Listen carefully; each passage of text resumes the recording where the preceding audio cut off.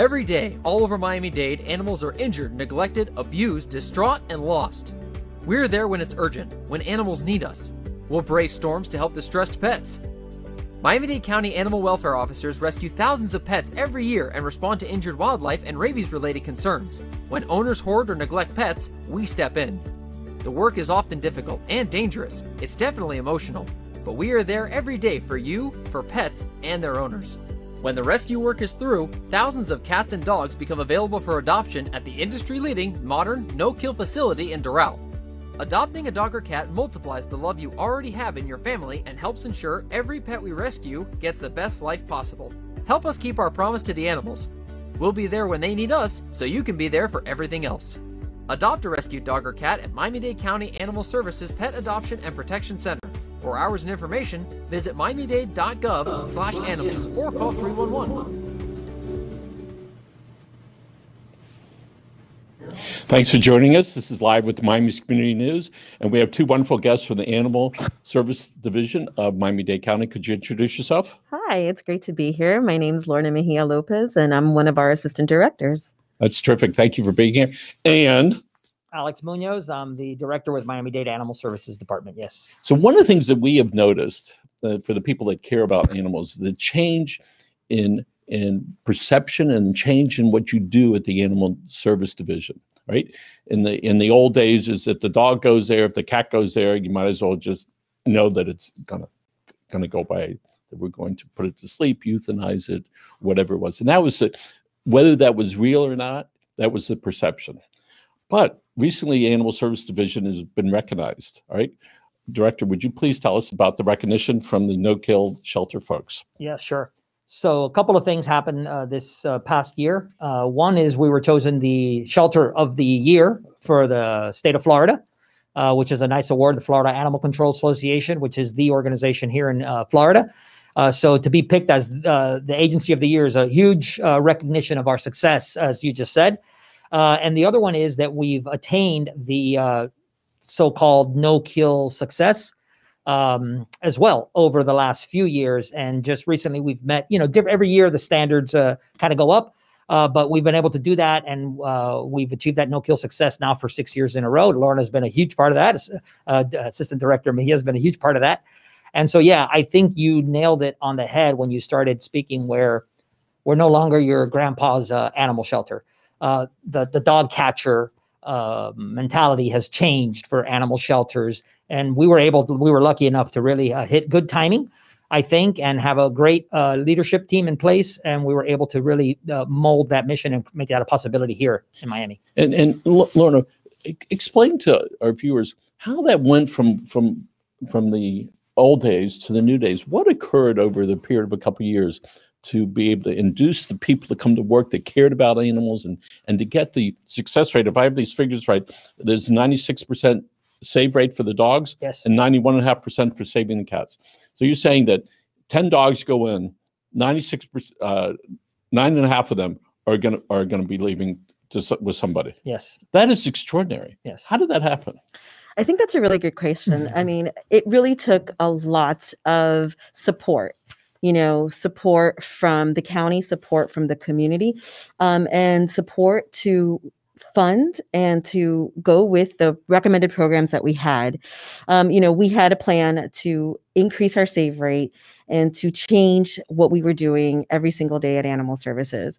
And we did that through life-saving programs like our adoptions, extending our reach into the community, doing things like adoption events, working with public-private partnerships to have satellite locations within the county. We also, built an incredible team, like the clinic and the staff that we have, our veterinarians there. And we adopted a lot of really amazing programs like the Trap, Neuter, Vaccinate, Return program specifically for cats. Extended our reach by working with our rescue partners, finding new ways, innovative ways to save animals. No distance is far enough. We'll transport animals to get them saved. Going ahead and embracing volunteers and fosters. It really takes a village, to be quite honest with you, to get the level of support that we need to be able to save the animals that are coming in. So I would say that it's not just, one size fits all. It really takes a lot of tailoring, I would say, so that we can really, really find the best outcome for any particular pet that comes in through our doors. Thank you for that. Now, Director, you recognize the Animal Services recognized by the entire state in this for organizations such as this. It must be quite an honor to get recognized for that. It is. It's satisfying because somebody else is recognizing. It was a peer review, which is neat as well, because other agencies are picking you. So that was special, and it's the culmination of years of hard work, and just having that recognized, I think, was really important to obviously the leadership, but the staff as well, because we get to think and work and push some paper around. But there's people on the ground, like the video showed, there's people on the ground that are putting themselves in challenging positions, difficult positions. At the beginning of COVID, I was so moved. We had one of our officers was going into people's homes when we didn't know. And he was willing to go into people's homes where someone was deceased or there was an animal in need, and he'd put up a suit and get all, ready. And he was willing to, I don't want to be dramatic, but he was putting his life on the line at the time in his head, to save an animal. So that recognition is a summation of all of that. Now, I understand there's some names on some of the buildings that are very comforting names. Tell us about some of the names that are there. Some of the names of, well, obviously we have our director who's with us today. Right? I don't mean people. I mean names that when the public looks at the names on some buildings. You have a protection and comfort? Oh, the Pet Adoption and Protection Center, of course. Pet Adoption and Protection Center. How good is that? How comforting is that? Right? So explain how that thought process occurred and how it's trickled throughout the whole organization. Well, that's really, obviously, we moved into a new building back in 2016. And as we were moving in, we thought about, what our new home was going to be like and what, the shelter, right? What everybody knew us on. But we really wanted to focus on the fact that we're not just a shelter for animals, we're actually a resource center. We're a place where owners can come and get assistance if they're in need for their pets. We're a place where families are built. People come in all the time and they're looking for their companion pet. Sometimes it's the only living creature that they have that they want to bond with and make a family with, right? And so we really thought that, we really needed to embrace that. And in order to embrace that, we needed to come up with a new way to convey the work that was actually being done within those four walls, and protecting animals and making sure that animals have new homes, giving them an opportunity to be rehomed is what we went behind the name. And then we know during the pandemic, the animal adoptions way up. Right? Animal adoptions did go up, and fostering actually went really up. Our community really opened the doors to the call of action that we sent out. Obviously, for us, it's not just preparing and getting animals into new homes or out through one of our life-saving programs. It's also preparing for the potential of influx of animals coming in. Not knowing what the pandemic was going to do to our community, we put a call out to action, and a lot of our families and our residents opened up their hearts and their homes to some of our pets so that they could be fostered and living in a home environment. It was wonderful. And before we continue on with the warm and fuzzy stuff, so the Animals Services has been designated as a no-kill shelter.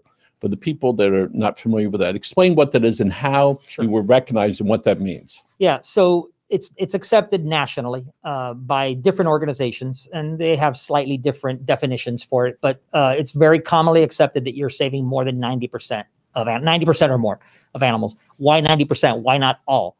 Is what people ask, and sometimes have a hard time understanding. We'll get, and not to get too descriptive, and it's hard for some folks.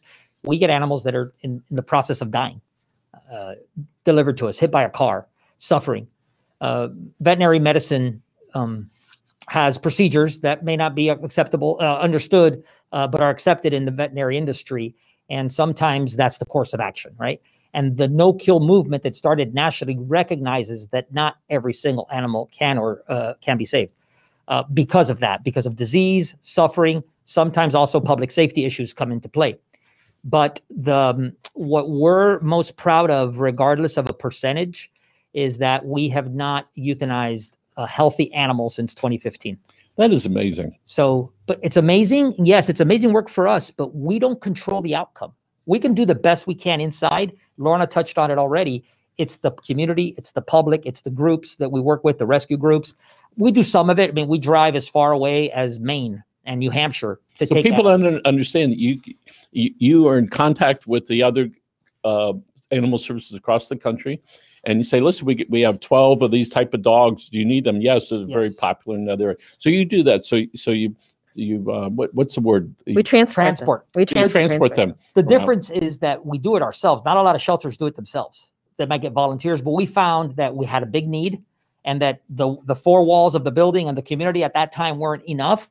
For example, New Hampshire is a no-kill state, and they like mixed breed big dogs. So to move those types of pets up there to be rehomed is not easy, but it's an outlet.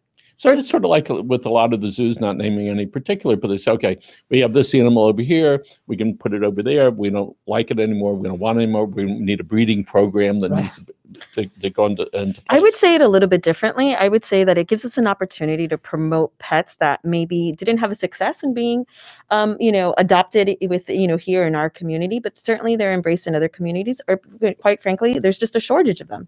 So, as we were talking about in Maine, the cold weather, all of that play into the fact that they have a lower kitten population. So for us, where the weather is just perfect for breeding year long, right? Maybe summer, but it's still sort of spring. Yeah. Right. We have a higher rate of kittens in the shelter that are coming in. So we work with these either rescue groups or other organizations that have an opportunity to promote or market the pets, in their community where they may have a success. So years ago, maybe if an animal was missing some limbs, that animal may have been euthanized. Tell us about the little critter that you have that's about this big, that has no front legs. Front limbs, yeah. Rue, he's been dubbed Rue by the veterinary team. And Rue came in, somebody found him, which I find so difficult to understand. But somebody found him, I think, in a parking lot. I could have that wrong. But they brought him in because they said, look, this pet needs help. Our chief veterinarian, which is absolutely amazing, Dr. Maria Serrano, assessed Rue, knew an expert in the community, a private veterinarian that has worked with that type of dog and creates the contraption that they need to be able to walk. And so she did her own work on Rue and had the private vet, and we started fundraising for Rue. And there was a lot of interest because whoever adopted him was going to need help paying for those carts throughout his life. Not too many because he's small, so he won't grow too much. But Rue is, I think, the perfect depiction of where the dog pound has come to and from. Where a pet like that, like you said, Michael, that dog would have been euthanized years ago. The shelter was euthanizing more than 50% of animals. 55. Yeah. When was that? Before 2011, 2010, and the peak of the financial crisis. It was probably the worst. And it's for the community. That was something that was happening across the United States. It wasn't unique. Yeah, there was a few places here and there that were probably ahead of the curve and somewhat enlightened, but 99% of the shelters across the nation were struggling with the same thing, and it changed. It was heightened, and we were able to do that here. That's great. Lorna, if somebody wanted to make a donation specifically to Rue, that's the dog's name, how would they do that? Listen up, David Singer, wherever you are. This is where you're going to send your money. He promised me last time, but say, hey, David, sorry. Super simple. We make it as easy as possible, right? So you can go to our website. Under our website, you'll find a tab that says, ways that you can help. If you click on there, you'll find a link there, and you'll be able to go online and make a donation, and just, earmark that donation to say this is for Rue. So Rue was here a month or so ago, and a little cart. It was amazing. Yes. Right? Just tremendous. And along that line, I wanted to share with our audience, which I shared with you earlier.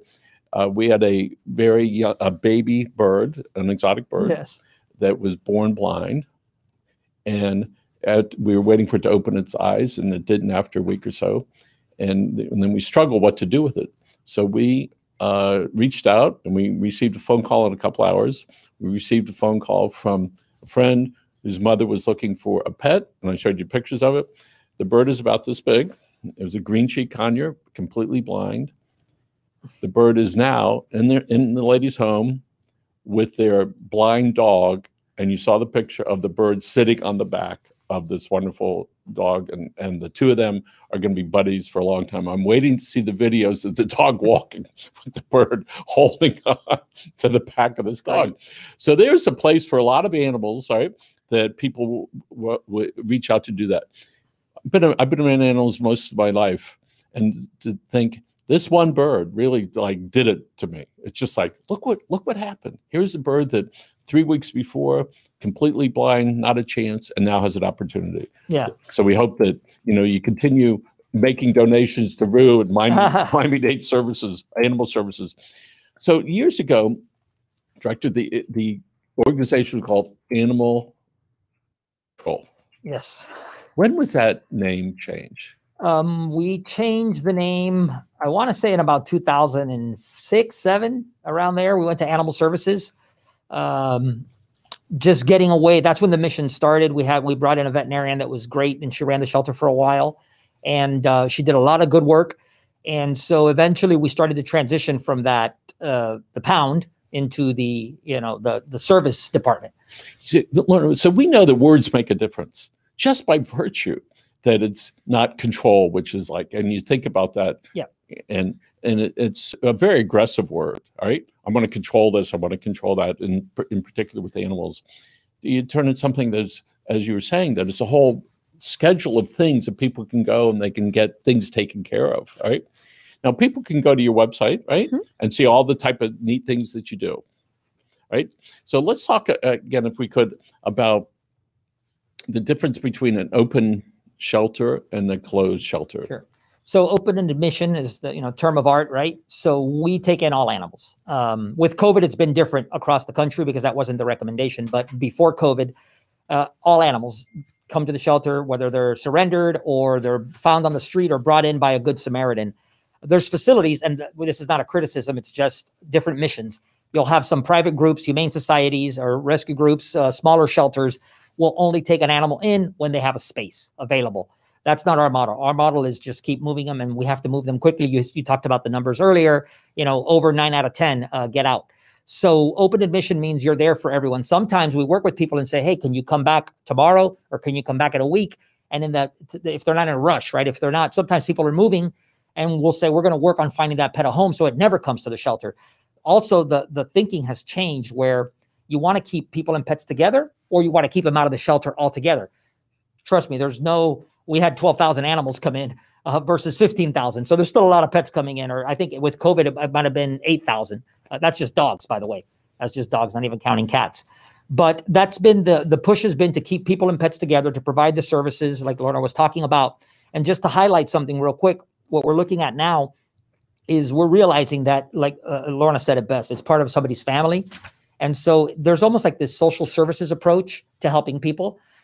It's great because Mayor Levine Cava has instilled that, I think, in the county already, where we're looking at how we can help you keep your pet and what's it going to take to do that. Because not everybody, but most people that come in don't want to let go of that animal. That's right. They don't. That's her area. Right. She's an expert in that area. And I would say, if I could add, because I do think that the success that we've had has also been led by the team that's so passionate at the shelter. So, we're talking about adoption counselors, we're talking about, enrichment coordinators, we're talking about a whole team of individuals who have dedicated their professional and sometimes personal lives to saving these pets that come in through our doors. And the fact that we've been able to accomplish that as an open admission shelter in a municipal setting and a county this big with as many residents as we have is really quite remarkable in my eyes. It is. So what is it that you do that keeps the staff coming back and wanting to achieve this level of satisfaction, personal satisfaction, all right, and to be able to help so many people, to help keep the families together? And that's what you were sort of alluding to, Director. Miami-Dade Animal Services. That's part of the family unit. And when they drop off the dog, for the most part, that's a terrible thing, all right, for emotionally, not all the time, but most of the time. I got to tell you, it's got to be, what drives them, I think, a lot of times is the animals. But every day, there's a happy story happening within our shelter every single day, whether it's a family that's found a new pet, whether it's a cat that has now had the right, medical treatment available to them, whether it's an owner who's come in with the thought that they have to surrender their pet, but we've given them an opportunity to keep their pet because we've provided the resources for them. Whether it's a pet that's been pulled by one of our rescue partners that maybe has been a long-term resident for us, at the shelter, which I think that's the stuff that makes people tick. That's the stuff, the human part of it, that, these cats and dogs that are coming in through our doors every single day, we're not just impacting their lives, we're impacting the lives of the people who are receiving those animals, the ones that are opening their arms and their hearts to the pets that come, and so we take an extreme amount of pride in knowing that we're bringing love to not just the animals, but to those individuals who are adopting them. On the employee side, Michael, specifically on the employee side, I think we're lucky too that in our industry, most people come into it because they want to work with animals. That's the bottom line. They want to do it. Veterinarians, they want to do this. Yeah, and you bring up a really good point that there are people that want to do better with their pets, and we want a very low kill rate. Yeah. So what are some of the things that people can do that have pets so that they can be happy with them, and then if they escape, that they're going to be found, or they're not going to get impregnated? So what are some things they can do? That is probably the best question because it's the biggest challenge.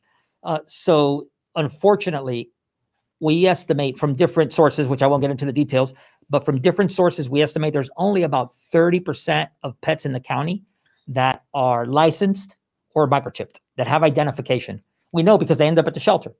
So you have all these animals coming in that have an owner. There's not a free roaming dog problem here like there are in some other countries.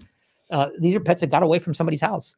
And that's the saddest statistic, is so few of those are returned because they don't have identification. So number one is get identification for your animal, for your friend's animal, for your cousin's animal, for whoever. Just make sure they have identification. And then really, it's personal, but you shouldn't be breeding these animals. There's plenty to get from the shelter. You should get your pets spayed and neutered. I mean, there's some people that dedicate their, lives to, purebreds and all of that, but you really should have your pets spayed and neutered so that they don't accidentally, everybody, it's not going to happen to me. Dog goes outside, somebody cuts the grass, the gate is open, they get out, and then it just, in a matter of time, you have puppies.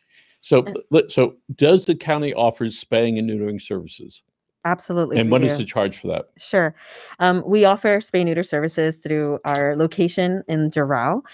We offer both dogs and cats, and it's really low cost. For cats, it's $30, and for dogs, it's $40. So we also offer low-cost spay neutering services in Homestead, and we also go out to the community with our mobile animal clinic, where we offer sometimes free services or low cost. So that's one of the great things that people can do, is make sure that their animals cannot have little puppies or little cats, because that continues, when they do that, the keeping the survival rate high. And also, I'd like to add that, we also offer a free program for community cats called Trap, Neuter, Vaccinate, and Return. So any member of our public can bring us a free roaming cat, might be a feral cat, might just be the neighborhood cat. We'll go ahead and sterilize the cat, have it vaccinated for rabies, make sure that it's being returned healthy back to the community. And that's also helping with the population of unwanted litters in the county. When you say the word community cats, that's so calming and so cohesive. All right. So we can see that words do matter a lot. Yes. All right. So whoever's been doing this, my hat's off to be able to do that. They used to be called feral. Yes. Right? So it's whoa, feral cat. No, now they're community cats. We're lucky. We work with the University of Florida very closely. We're the only shelter in the state that has an agreement with them where they actually send their vets to our shelter to do an externship. And so we get a lot of help from them. Let's talk about the chips. Got a dog, I need him fixed, and I want a chip. All right? Mm-hmm. We offer that too. Okay. So if somebody says, how much is that? Or they call you up and I say, here's my dog. How much is it to put a chip into a dog? $15. How much? $15. 1.5. 1.5. So and you get your pet back if he escapes. Exactly. You can't put a price on that. Yeah. You know, when people, and I see people advertising, you know, I lost my dog and stuff. I mean, it's terrible, all right, when you see that, because of the grief it causes to that family, because they're part of that. So is there something you want to say about Rue? No, I think we're going to close with Rue. So we're going to close with Rue. That's what it was. Rue. Okay. Yeah. All right. I got to notice. Yes. All right. Is there a National Adopt a Shelter Pet Day coming up? When is yes. that? Today is is National today. Adopt a Shelter Pet Day. All right. So adoptions, you want to talk about price of adoptions? Sure. We have the best deal in town, if you ask me. So our adult dogs are what we would consider 4 months and up. They're $65. They all come with their license tag, rabies shot, booster vaccines. They've been sterilized and they've been microchipped. Puppies are 4 months and younger, and they're $85, and they get everything except for the rabies vaccine, only because they're too young. So you would have to come back and get a rabies vaccine, which we also offer for $15. And then our cats are $30. Economically, you can't beat it. You right? can't. You really can't. And to be able to say, listen, I'm supporting, getting a puppy, a dog from there. I'm supporting the county. I'm supporting my family. I'm supporting. You're saving lives community. is what you're doing. Yeah, and it's really significant to see the changes in the mindset of the government, right, and taking care of our pets. And every once in a while you get to do something, and we're going to wrap up in just a minute. Tell us something significant for you that's occurred since you've been working with Animal Services. Oh my gosh, there's so many things that I could add to that. I mean, being part of this organization has been so meaningful just for me personally and professionally, because animals have always been part of my passion and what I do. I would say that one of the things I'm most proud of is that we, went ahead and adopted all of the programs that we did. We made it happen. That's the bottom line. We made it happen. And we made it happen, quite honestly, when not a lot of people believed that it could be done, right? So the fact that we were able to achieve and maintain, that's the big one. Achieve and maintain, a 90% save rate is just remarkable. And I couldn't be prouder of that for myself, for the department, for the staff that have put so much into the cause, and for the community as a whole. It's something for all of us to be proud of, quite honestly. Well, animal lovers across the county, across the state appreciate the great work. Director? Sure. I had time to think about it, so it wasn't fair. But for me, there's three things in a nutshell. One was Hurricane Irma. We were reached out to by shelters to help them. That had never happened before. It was always the other way around. And our staff, they did it. They showed up. They saved animals from water. We moved cats out of Key West. We brought in animals from Manatee County. We moved hundreds of animals to the West Coast on a FedEx plane. So it really showed how people said, oh, wow, this is a resource.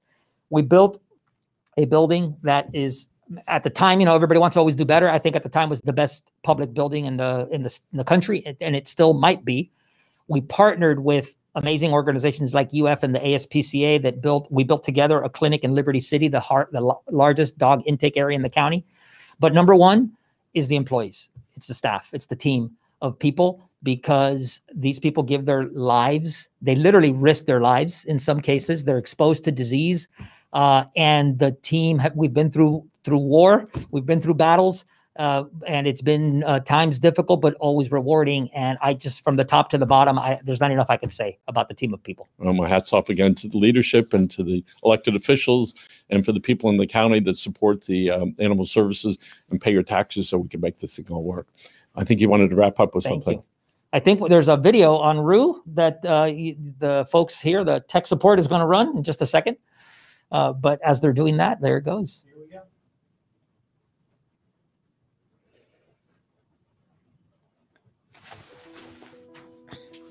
Miami-Dade Animal Services receives multiple animals in need of medical care daily, and our staff goes above and beyond to provide as much life-saving medicine that we can to all of the animals that we see.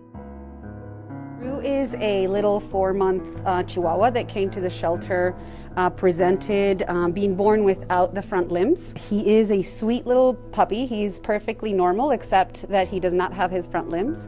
And the goal for us is to make him a device that he can walk like any other dog. The shoulder blade has good The shoulder has good movement, but I think it's too short for a prosthesis, for a prosthesis that goes here. So we casted him, and we're going to get a 3D printed cart for him. Because he's a puppy, he's going to be growing out of them, and the device is made perfectly to his body shape. So as he grows, is going to require a refit. Thinking because he is a Chihuahua, he's probably not going to grow too much, so we are estimating that he's going to need only one more cart, max probably 2. We have identified a potential adopter for Rue, and we want to make sure that they have everything they need to provide him with everything he needs in his future life. Rue needs your help. To donate, visit miamidade.gov/animals and help him live his best life.